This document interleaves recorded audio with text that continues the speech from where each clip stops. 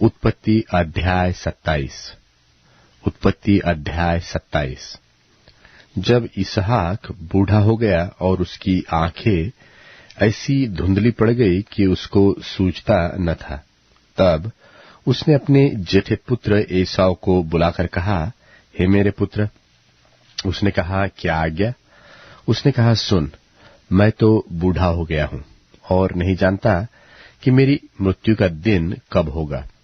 सो अब तू अपना तरकश और अपना धनुष आदि हथियार लेकर मैदान में जा और मेरे लिए हिरन का आहेर कर ले आ। तब मेरी रुचि के अनुसार स्वादिष्ट भोजन बनाकर मेरे पास ले आ कि मैं उसे खाकर मरने से पहले तुझे जी भर के आशीर्वाद दूं। तब एसाव आहेर करने को मैदान में गया। जब इसहाक एसाव से यह बात कह रहा था, तब रिबका सुन रही थी। सो उसने अपने पुत्र याकूब से कहा, सुन, मैंने तेरे पिता को तेरे भाई एसाव से यह कहते सुना कि तू मेरे लिए आहेर करके उसका स्वादिष्ट भोजन बना कि मैं उसे खाकर तुझे यहोवा के आगे मरने से पहले आशीर्वाद दूं। सो अब हे मेरे पुत्र, मेरी सुन और यह आज्ञा मान कि बकरियों के पास जाकर बकरियों के 2 अच्छे अच्छे बच्चे ले आ और मैं तेरे पिता के लिए उसकी रुचि के अनुसार उनके मांस का स्वादिष्ट भोजन बनाऊंगी। तब तू उसको अपने पिता के पास ले जाना कि वह उसे खाकर मरने से पहले तुझको आशीर्वाद दे।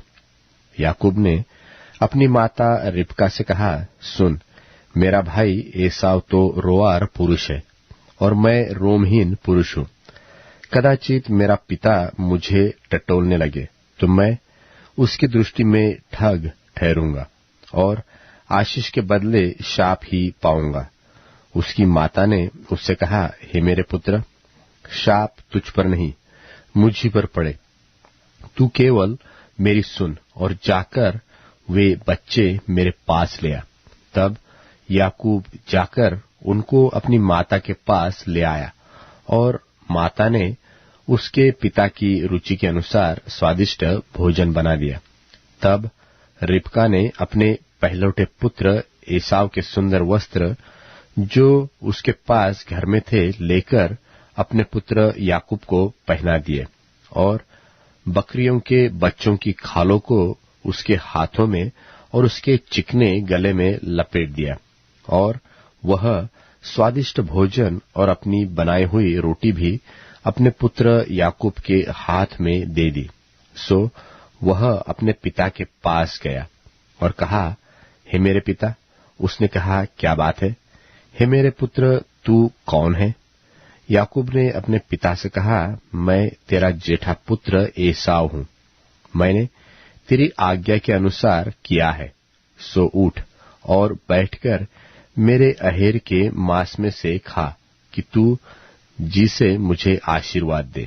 इसहाक ने अपने पुत्र से कहा, हे मेरे पुत्र, क्या कारण है कि वह तुझे इतनी जल्दी मिल गया? उसने उत्तर दिया कि तेरे परमेश्वर यहोवा ने उसको मेरे सामने कर दिया। फिर इसहाक ने याकूब से कहा, हे मेरे पुत्र, निकट आ, मैं तुझे टटोलकर जानूं कि तू सचमुच मेरा पुत्र एसाव है व नहीं। तब याकूब अपने पिता इसहाक के निकट गया और उसने उसको टटोलकर कहा, बोल, तो याकूब का सा है, पर हाथ एसाव ही के से जान पड़ते हैं।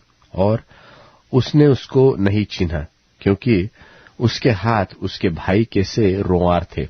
सो उसने उसको आशीर्वाद दिया और उसने पूछा, क्या तू सचमुच मेरा पुत्र एसाव है? उसने कहा, हाँ, मैं हूं। तब उसने कहा, भोजन को मेरे निकट ले आ कि मैं अपने पुत्र के अहेर के मांस में से खाकर तुझे जी से आशीर्वाद दूं। तब वह उसको उसके निकट ले आया और उसने खाया और वह अब उसके पास दाखमधु भी लाया और उसने पिया। तब उसके पिता इसहाक ने उससे कहा, हे मेरे पुत्र, निकट आकर मुझे चूम। उसने निकट जाकर उसको चूमा और उसने उसके वस्त्रों का सुगंध पाकर उसको वह आशीर्वाद दिया कि देख, मेरे पुत्र का सुगंध जो ऐसे खेत का सा है जिस पर यहोवा ने आशीष दी हो। सो परमेश्वर तुझे आकाश से ओस और भूमि की उत्तम से उत्तम उपज और बहुत सा अनाज और नया दाखमधु दे, और राज्य राज्य के लोग तेरे अधीन हो, और देश देश के लोग तुझे दंडवत करे। तू अपने भाइयों का स्वामी हो, और तेरी माता के पुत्र तुझे दंडवत करे। जो तुझे शाप दे सो आप ही श्रापित हो, और जो तुझे आशीष दे सो आशीष पाए। यह आशीर्वाद इसहाक याकूब को दे ही चुका, और याकूब अपने पिता इसहाक के सामने से निकला ही था कि एसाव अहेर लेकर आ पहुंचा। तब वह भी स्वादिष्ट भोजन बनाकर अपने पिता के पास ले आया और उससे कहा, हे मेरे पिता, उठकर अपने पुत्र के अहेर का मांस खा, ताकि मुझे जी से आशीर्वाद दे। उसके पिता इसहाक ने पूछा, तू कौन है? उसने कहा, मैं तेरा जेठा पुत्र एसाव हूं। तब इसहाक ने अत्यंत थरथर कांपते हुए कहा, फिर वह कौन था जो अहेर करके मेरे पास ले आया था, और मैंने तेरे खाने से पहले सब में से कुछ कुछ खा लिया और उसको आशीर्वाद दिया, वरन उसको आशीष लगी भी रहेगी। अपने पिता की यह बात सुनते ही एसाव ने अत्यंत ऊंचे स्वर से और दुख भरे स्वर से चिल्लाकर अपने पिता से कहा, हे मेरे पिता, मुझको भी आशीर्वाद दे। उसने कहा, तेरा भाई धूर्तता से आया और तेरे आशीर्वाद को लेके चला गया। उसने कहा, क्या उसका नाम याकूब अर्थात नहीं रखा गया? उसने मुझे 2 बार अंगड़ा मारा, मेरी पहलौठे का अधिकार तो उसने ले ही लिया था, और अब देख, उसने मेरा आशीर्वाद भी ले लिया है। फिर उसने कहा, क्या तूने मेरे लिए भी कोई आशीर्वाद नहीं सोच रखा है? इसहाक ने एसाव को उत्तर देकर कहा, सुन, मैंने उसको तेरा स्वामी ठहराया और उसके सब भाइयों को उसके अधीन कर दिया, और अनाज और नया दाखमधु देकर उसको पुष्ट किया है। सो अब हे मेरे पुत्र, मैं तेरे लिए क्या करूं? एसाव ने अपने पिता से कहा, हे मेरे पिता, क्या तेरे मन में एक ही आशीर्वाद है? हे मेरे पिता, मुझको भी आशीर्वाद दे।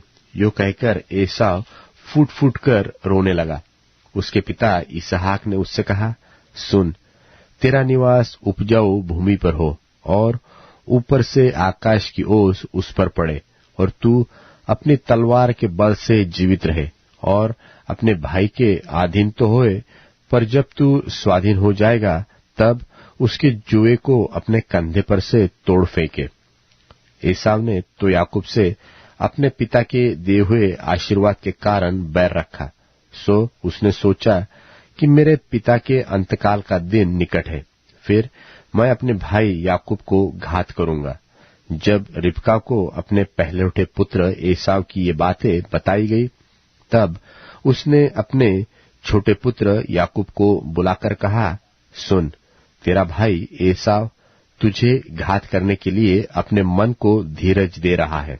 सो अब हे मेरे पुत्र, मेरी सुन, और हारान को मेरे भाई लाबान के पास भाग जा, और थोड़े दिन तक, अर्थात जब तक तेरे भाई का क्रोध न उतरे, तब तक उसी के पास रहना।